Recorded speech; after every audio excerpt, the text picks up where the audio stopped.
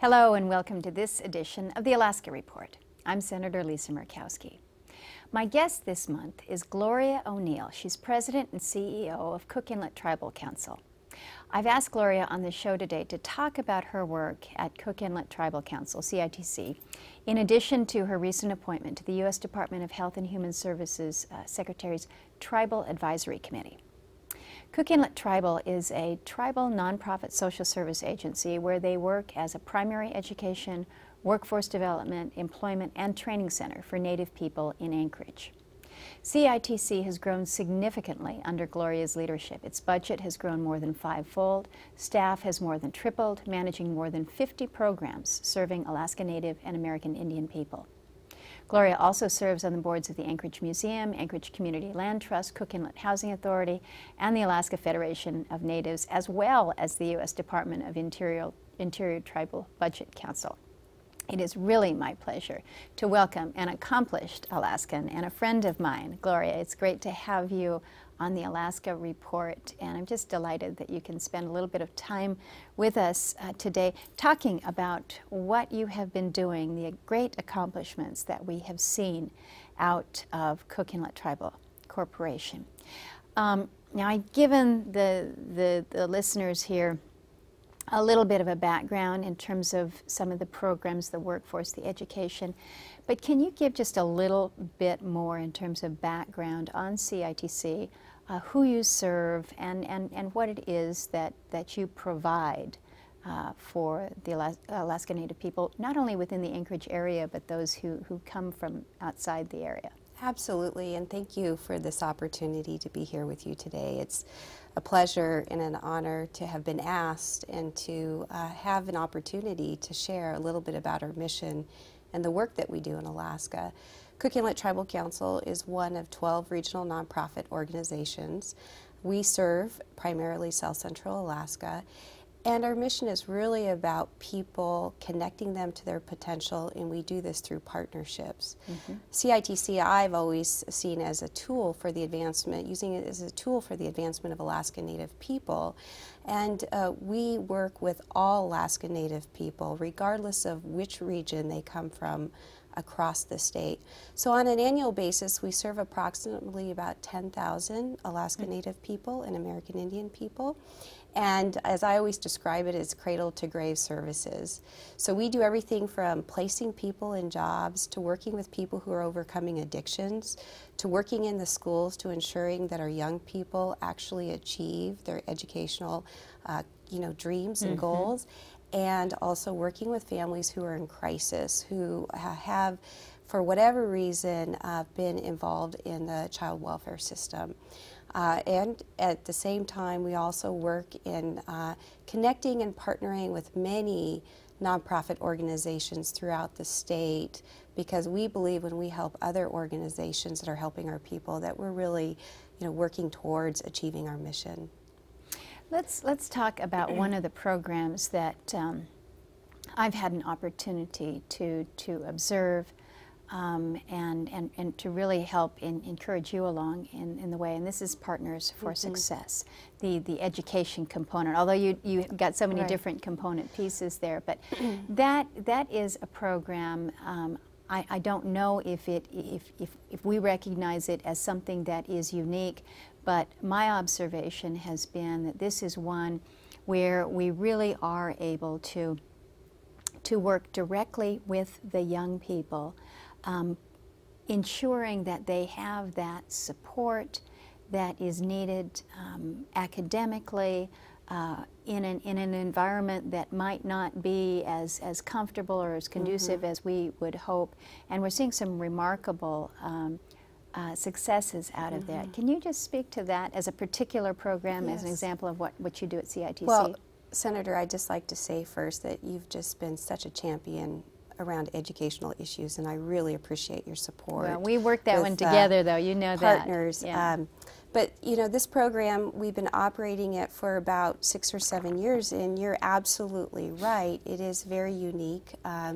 We work in a partnership with the Anchorage School District, where we provide in-classroom instruction to over 700 Alaska Native children in the schools. So virtually we build schools within schools. Explain a little bit more about that, because it's not a pullout. No, it's not a pullout. For example, we're invested right now in Bartlett and West High. So what we do is we teach all of your basic science, math, English, and social studies classes. Not only do we teach the basic classes, but we also teach the advanced classes. So we've created schools within schools, and our approach is a little bit different, and that is that we teach to state standards, but wherever we can, we try to infuse the curriculum with cultural relevance so that kids really can connect. We want to ensure that our kids who may be behind, who may be vulnerable, who might have a difficult time at home, that when they come to school, that they're there to learn and that we really connect and inspire them in their learning. And some of the results that we've seen, because the majority of the kids that we serve are very vulnerable kids. They could be 2 to 3 years behind in any subject. They come from some of the most remote parts of the state, and what we've seen is that they've actually been able to advance in different subjects, and on the benchmarking tests that we're doing better in some cases than the Alaska Native and American Indian group as a whole in the school district. But it is a struggle. You know, I'll be honest with you, because we're working in a large bureaucracy. We're really trying to provide that support with to our kids and for our kids. And you know, it is working with teenagers, and you know, being a mom, as we were talking before the show, it's just a struggle all the way around. But we really believe in the program, and because of our results that we've seen over the past couple of years, we know that it's the right approach. And if I might add, just recently, Governor Parnell put into his budget the additional $3 million that we'll need to build what we call a Denina house. And we know a portion of this equation of how we approach and serve our kids in the schools is to provide the residential support for those kids who may be on the street or coming in from rural Alaska and they don't have a place to live. So we're hoping that we'll be able to secure that additional $3 million, that we'll be able to build what we're calling the Denina house, and provide our kids with that additional level of support that they'll need so they can graduate from high school, working in connection with the partners in the schools within the schools that we've built. Well, one of the things that we've had an opportunity to talk about in the past is the exceptionally high dropout rate that we face in the state of Alaska, and that statistic is even higher when we look at Alaska Native students, a multitude of different reasons. You know, is school relevant to them? Some of the factors that may be at play in their home situation or what have you.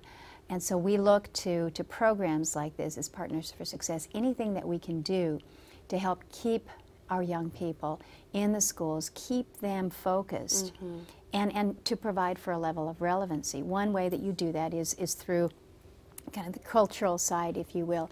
How difficult is it to provide for those instructors, the tutors, the individuals that do provide that? You know, you're out in a village, you've got an elder who's able to come into the school. Are the young people able to get that within the program? Well, they are, and you know, we actually hire our own teachers, and so they work for CITC, but they are teaching the classes, and we also have support for those teachers where our budgets allow. In addition, what we do is we connect our students and our families into our program base within the organization as a whole, and within CITC we have well over 50 programs. But I think what really makes it work is the comprehensive nature and approach of CITC putting its might with its programs and support behind these kids. And you know, they are able to engage in, for example, the Native Youth Olympic activities that we put on, and that's coming up here in April. Yeah. So we really try to look at it much more from a holistic point of view, and you You know, we hear a lot from our young people who do move in from rural Alaska that they get into these schools, and some of the schools have 2,200 kids in them, if you can believe it. And you know, I walk through these schools and I get lost. You it's get like lost. a maze. So we have the smaller classrooms, and they feel like they're really connected to a much smaller community, and that's something that they know. And I think providing that environment is so very important. It really is all about an environment that kids feel safe in, comfortable in, and they want to be there. And if you want to be there, the learning does come. But I think oftentimes you feel like you just get run over in a big school. So I really appreciate what you've done with Partners for Success. And I also want to recognize the partnership. You mentioned that, but I know that this has been a very collaborative effort with the Anchorage School District and the leadership there that has embraced this and been working with you to make it work over this period of years. And I think it's important to point that out as well. There are other aspects, though, to what goes on within CITC. I've been with you as we've walked through the building, and in many ways, it's like a one-stop shop. If you're coming in from another village, I don't consider Anchorage to be a village, but we do recognize that Anchorage is our state's largest population of Alaska Natives. But we have a lot of folks that come into Anchorage from outlying communities and don't know where to turn for any level of service, whether it's how to find a house, how to apply for a job. Perhaps they haven't completed their education and they need to know where to go to continue that and to obtain a GED. There is this continuum of services that is offered in a way that I found to be very, very friendly and encouraging. But it is more than just a place to focus on the education. It is an opportunity for an individual to know that there is a place that you can go to really help negotiate or navigate what happens when you come to Anchorage to live or to be there for a while with you and your family, and how you move around. The workforce training aspect of it, if you could speak to that just a moment. Well, you're absolutely right. We really try to not only use CITC as a tool for the advancement of our people, but as we look at investing and building programs in the community, we think of ourselves as a bridge. You know, many times people come to us and they need that additional support, whether it's moving from rural Alaska, they're in some sort of crisis or transition, and they may need to connect with our service just for a time being. So we see ourselves as people who are there really as a support in walking with somebody on their journey, so that folks really have the opportunity and choice of self-sufficiency for themselves and their families. And I bring up self-sufficiency because as you have asked me to talk about CITC's connecting people to jobs across the state, that it's really important to us. We believe that when people have choice, when they have the ability and opportunity for advancement through education, jobs, careers, that's what will really give our people what they need so that they have a life of choice and self-sufficiency. We, for years, have been running a job training and placement division out of CITC. And on average, we place probably 1,200 to 1,500 people in jobs, various industries across the state. And again, as you pointed out earlier, we really try to do this from a comprehensive approach.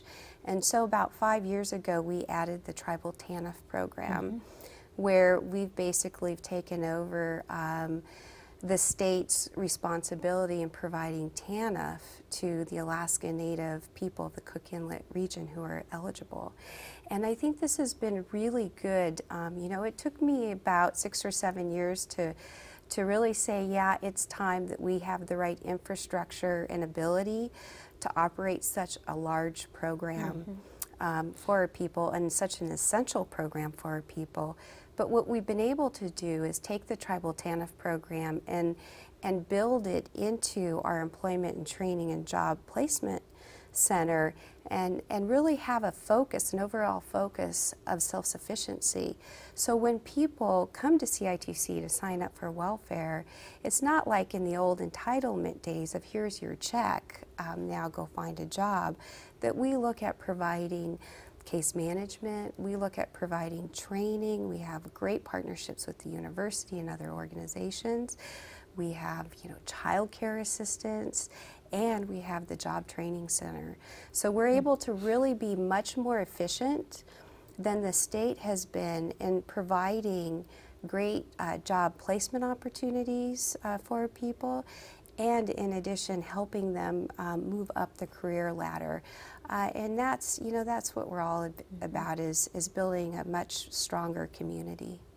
You have really grown as an entity in the years that you have been there as the leader at CITC. It's really been quite remarkable, and as you say, it was a little bit of a step to say that we can handle this aspect of implementation of the Tribal TANF. But I think you're right, recognizing that the mission, the goal here is not to be just a place where you come and you collect, but really that the individual who comes gains so much, and self-sufficiency truly is the key here. But that comes about with education and the opportunity for a job and a place for you and your family to live. But again, oftentimes negotiating the system can be very intimidating when you come from a village of 250, 300 people. So that the services that are made available there are really quite remarkable, and the expansion, I think, has been good for all. As I introduced you, I not only spoke to your role as the CEO there at CITC, but also your leadership roles at the national level. In addition to what I announced, you were also part of the census, one of the representatives on the census board earlier. If you could just speak to a little bit of the various hats that you wear when you're back here in Washington, D.C., because I think that's impressive, and I think it's important for Alaskans to recognize and to appreciate the leadership role that young Alaskans and young Alaska Natives as you are assuming at the national level. It's impressive. I appreciate that. I guess I consider it more a responsibility or duty. And as far as the growth of CITC, I'd just like to say that I've got a great team of people around me who really have helped build the organization, from our staff and our board of directors and our partners, and so it really has been a team effort. And it's fabulous to wake up each day and be a part of an organization and mission that you really feel like you're making impact and investing in building a community that we also love. So I just need to make sure that I really give credit where credit's due. And the only thing about me is people just say I'm relentless. So I just get up and do the job. And sometimes I don't always do it 100%, but I try to. You know, as far as the national role, it's funny because when I come to DC, I really like to engage and look at how we can really make impact for Alaska. But I love jumping on the plane and getting home too, to tell you the truth. And I can relate to that. And the more that I find myself, you know, saying yes to these roles because they're so important, the more I ask myself, now what does this mean? How much time does this mean I have to spend in D.C.? But I did have the opportunity to serve with the U.S. Census for the past almost 10 years now. Has it been that long? It has Wow. been that long. Huh. When I first got the call, they said, well, you have to realize this is a long-term commitment. And I thought, yeah, right. Well, they were right about that. And that term will come to an end, I think, in the next year, as they'll be looking for new Alaskans to replace myself and maybe Mary Jane Fate if her term is up. But I am back in D.C. this week to serve with the Bureau of Indian Affairs as a Tribal Budget Advisory Committee member. And this is where we really look at advising the Bureau of Indian Affairs within the Department of Interior on their budgets as they look at budgets from federal budgets from year to year. And it has a huge impact across Alaska, because this is the money that really provides the infrastructure and support to all of our tribes and tribal communities. And I serve alongside of Loretta Bullard, who's the president of QUARC, and she just does a phenomenal job. You know, it's a real difficult, you know better than anyone, how difficult a time it is right now within these budget cycles, and that's why I think with some of the knowledge that we've gained over the years that we bring to the table, of really understanding how this bureaucratic, involved budget process works, that we're really trying to do what's right by our communities and understand how we can leverage our relationships and some of our knowledge to try to ensure that we're bringing Alaska as really as much as we could get from the budget process itself. And just recently, I've been appointed by Secretary Sebelius to serve as a tribal advisor on her new committee that she's formed within the Agency of Health and Human Services. So I'm looking forward to that. I'll be serving alongside of Andy Tuber, who I just have high regard for. He, as you know, is the chairman of the Alaska Native Tribal Health Consortium, and has doing great things. Yes, has a great deal of understanding around health, and so I'm hoping that we can really bring our knowledge base together, and I know we'll do our best in advocating for Alaska. Well, you're absolutely correct in that it is a great deal of responsibility that is placed on your shoulders.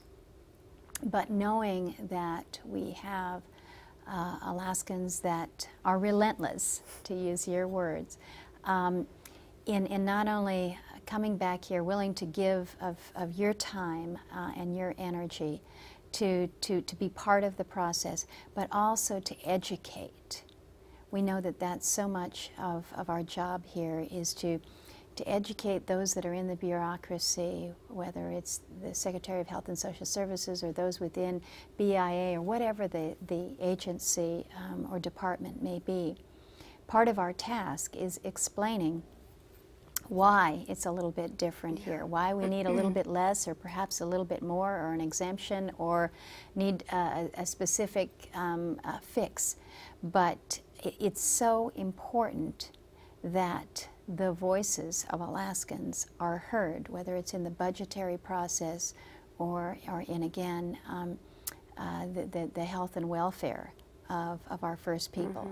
So knowing that you are in these positions certainly gives me great comfort, because we're advocates together working on behalf of Alaska, but to know that you have been tapped by the agencies to be that representative for us is certainly good for Alaska, and I think it's good for the process back here. We are just about out of time now. We've had an opportunity to tap into a little bit of what it is that you do. I just want to thank you again, Gloria. What you are able to provide to so many within the South Central region, and again those that are coming from all parts of the state, is perhaps without the ability to even quantify what it is that you are able to do within CITC. And it is your leadership, along with so many that really work together to make a difference in the lives of so many Alaska Natives. So I thank you for that, and I give you the opportunity to add anything final that you would choose. You've got a lot of viewers that are watching, so now is your chance to give a plug. I just want to say I really appreciate your leadership and your commitment to the state. I know that you put in long days, you put in many hours, and I just want you to know that you've got our support in our community, and we really appreciate your support, so thank you for all that you do.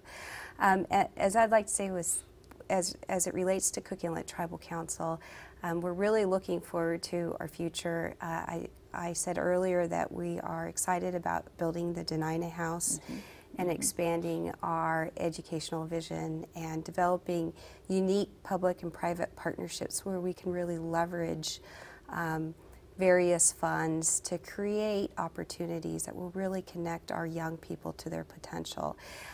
You know, it's hard work because you have to go in and you've got to test things, and many times when you're working with people, it can get a little messy, and so you know, we continue to really work our way through and ask ourselves and be really honest and say, okay, what's worked, what hasn't worked, and what are some of the answers out there. And I think as all Alaskans, as it relates to education, this is what we need to do. We're really, I believe, on the kind of the cusp of trying new models and figuring out what's going to work so that we can increase our graduation rates. And it's something that I'm very committed to doing and testing out in our own demonstration projects and taking a little bit of risk, you know, because I know it's worth it. It's really worth it for our young people. So. Well, you're doing a great job. You're demonstrating that, and the proof is in each successful young person, whether they come through the programs that we have in place at the schools, or whether it's putting them on a career path, or just a level of safety and sustainability within their home. We appreciate what you do at Cook Inlet Tribal Council, what you do for so many Alaskans around the state. And I'd like to thank all of you for joining us on this month's edition of the Alaska Report. We'll see you next month. Take care.